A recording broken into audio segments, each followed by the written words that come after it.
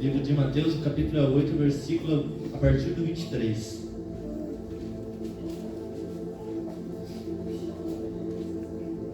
Os irmãos acharam? Amém. Leremos então. E entrando ele no barco, seus discípulos o seguiram. E eis que surgia uma grande tempestade no mar, de modo que o barco foi coberto com as ondas. Ele, porém, dormia. E vindo até eles, os seus discípulos acordaram-no, dizendo: Senhor, salva-nos, estamos perecendo. E ele lhe disse: Por que temeis, ó gente de pouca fé? Então, levantando-se, repreendeu os ventos e o mar, e se fez grande bonança. Mas os homens se maravilharam, dizendo: Que espécie de homem é este, que até os ventos e o mar lhe obedecem?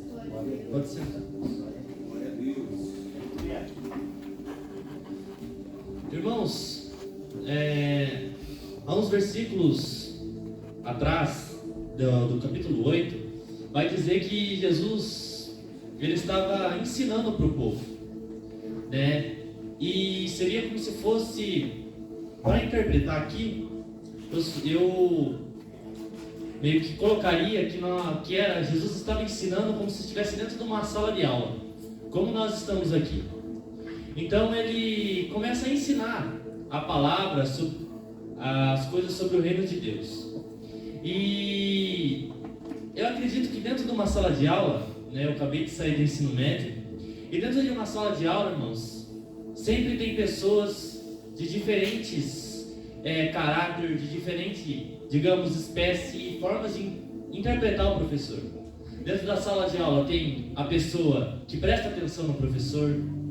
Dentro de uma sala de aula tem aquele aluno que só conversa, né? Aqui, como nós vemos no culto, às vezes o pregador está pregando, como né, sempre eu toco aqui, vejo o pregador aqui se esforçando para pregar e uns lá no fundo conversando.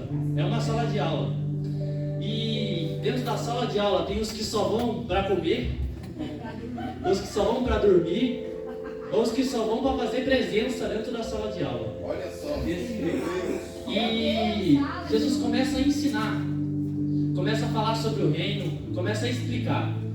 E como dentro de uma sala de aula mesmo, a ciência explica que 5% do nosso cérebro aprende vendo, os outros 10% escutando, e os outros 85% aprendem praticando.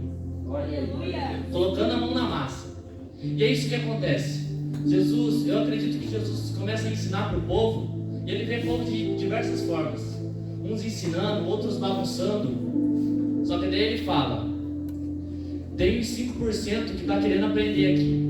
Então o que nós vamos fazer? Ele chama os discípulos e fala: segue. Então Jesus, ele passa de ensinar, agora ele chama os discípulos: agora nós vamos praticar a aula. Então vem e nos segue. E ele diz, e entrando ele no barco, ele chama os seus discípulos para entrar no barco junto com ele. E em outras partes da Bíblia, em outras traduções também, vai dizer que Jesus fala: vamos entrar no barco e vamos para outra banda, vamos para outro lado. Então Jesus aqui ele está falando, dizendo como se fosse uma promessa. E essa promessa, eu acredito que é a igreja hoje em dia. A gente está na terra, mas a nossa banda é o quê? É o céu. E ele está falando assim para os discípulos: nós vamos passar para a outra banda. Aleluia! Nós vamos entrar nesse barco e nós vamos passar para o outro lado. Então quando, já aplicando o texto aqui, quando Jesus promete algo para vocês, quando Jesus diz algo, vamos passar para o outro lado, crê. E crê por quê? Porque ele não diz que essa passagem vai ser fácil, vai ser difícil. Jesus ele diz assim: eu sou a verdade, o caminho e a vida. Então só existe o quê? Um caminho. Só que Jesus não diz que esse caminho é uma reta fácil. Às vezes a estrada, o caminho tem várias curvas diferentes. Existe uma das estradas mais difíceis de se passar que não passa ônibus, que ela é toda estreita e do outro lado tem um penhasco. Então acredito que seja assim. Existe um caminho que é Jesus, mas Jesus não diz que esse caminho é fácil. E daí ele fala: vamos passar para o outro lado. E, irmãos, eu acho muito interessante que Jesus ele fala: vamos passar para o outro lado. O que significa isso? Jesus ele não diz: vocês vão passar para o outro lado sozinho. Não. Jesus ele está falando: eu vou junto. Aleluia! Aonde vocês forem, se vocês passarem dificuldade, eu vou estar dentro do barco junto com vocês. O problema é se nós passamos a tempestade sem Jesus no nosso barco, porque isso significa um naufrágio. E então eles entram no barco e Jesus, após falar a promessa que nós iremos passar para o outro lado, Jesus ele entra no barco. E também outro texto diz no livro de Lucas, que vai dizer que outros barquinhos estavam seguindo o barco de Jesus, estavam seguindo os barcos do discípulo. Então, isso eu entendo como uma forma. Às vezes nós estamos seguindo o nosso barco e olhamos para frente, só que atrás de nós tem pessoas seguindo a gente. Então, se nós pararmos o nosso barco, pessoas também vão parar. E Jesus está dizendo hoje para nós também, que se você parar com o seu barco, outras pessoas que estão atrás também param. Tem pessoas que olham para você e falam: vamos seguir ele porque ele está no caminho certo de Deus. Então por isso que hoje eu te digo, Jesus está dizendo: não para, que tem pessoas se espelhando no barco de vocês. E Jesus resolve dormir um pouquinho. E daí vai dizer aqui: eis que surgiu uma grande tempestade no mar. Irmãos, os discípulos eram acostumados com tempestade no mar. Só que aqui, nesse mar, não era acostumado a dar tantas grandes tempestades. Por isso que eles ficaram assustados. E conforme Jesus estava dormindo, eu acredito que quando formou essa grande tempestade, eles tentaram resolver o problema. O barco provavelmente chacoalhava para um lado, para o outro e entrava água dentro do barco.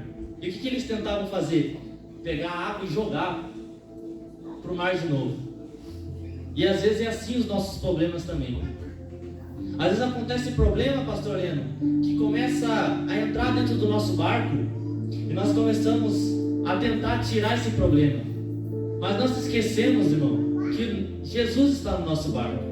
Jesus ele está conosco na tempestade. E de modo que o barco foi coberto com ondas. Ele, porém, dormia. E eu acho isso muito interessante, que Jesus com certeza sabia que ia acontecer uma grande tempestade. E então Jesus, até mesmo dormindo, ele trabalha. Aleluia! Jesus dormindo, ele consegue fazer com que nos prove a nossa fé. E vindo eles, os seus discípulos acordaram, dizendo: salva-nos que perecemos. Bom, irmãos, no barco existe a parte da frente e a parte de trás do barco. E a Bíblia vai dizer que Jesus ele estava na parte de trás do barco. Então eu acredito que os discípulos eles estavam à frente do barco. E o que aconteceu? Jesus ele estava querendo nos ensinar o seguinte: que enquanto nós estivermos dando a costa para Jesus, nós iremos passar tempestade. Aleluia! Acredito que quando estava tudo bem, Fernando, eles estavam falando: não, aqui está tudo bem, deixa Jesus lá descansando. Mas quando aconteceu o pior, o que acontece? As pessoas deixam Jesus atrás quando está tudo bem. Mas quando acontece a grande tempestade, o que as pessoas fazem?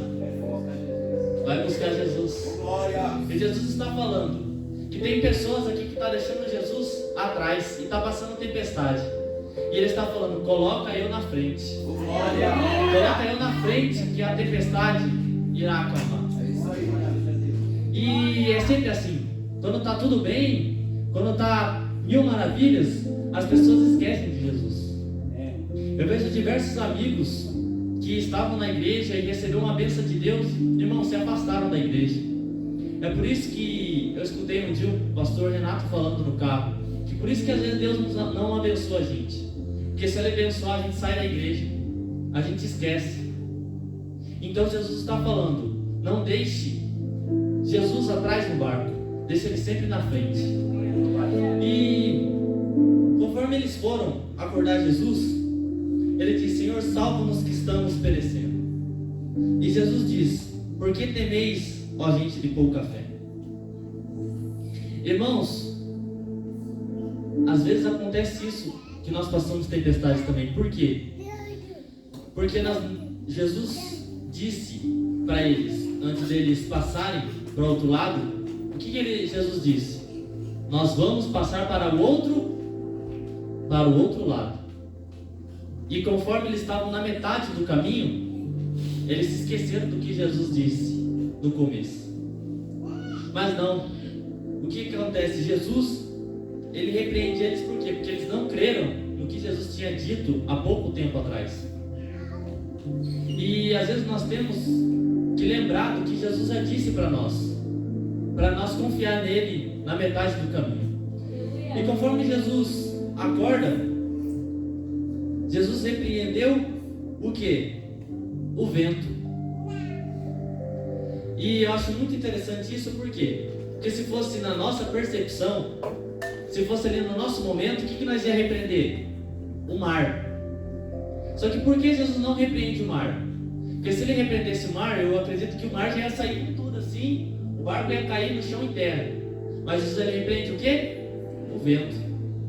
Por isso que às vezes a gente, na nossa oração, pastor Renato, pede uma coisa para Deus e Deus não cumpre. Por quê? Porque se Ele cumprir, pode estar tudo errado. Eu já ia chegar em Jesus e falou: Jesus, repreende o vento, o mar aqui, ó. E Jesus, se Jesus repreendesse o vento, o mar, quer dizer, o mar ia sair para todo lado. E o que ia acontecer? O barco ia cair em terra. Mas Jesus repreende o vento. Porque o que causa as ondas é o vento forte. E é assim que acontece. Por quê? Ele repreende o vento, porque com o vento calmo, o mar se acalma. E Jesus, Ele não repreende o mal, Ele repreende a raiz do mal. O que está acontecendo? Então Jesus hoje está falando: deixa nas minhas mãos, deixa eu fazer a minha vontade, que eu não vou resolver o problema, eu vou resolver a raiz do problema, eu vou tirar o problema.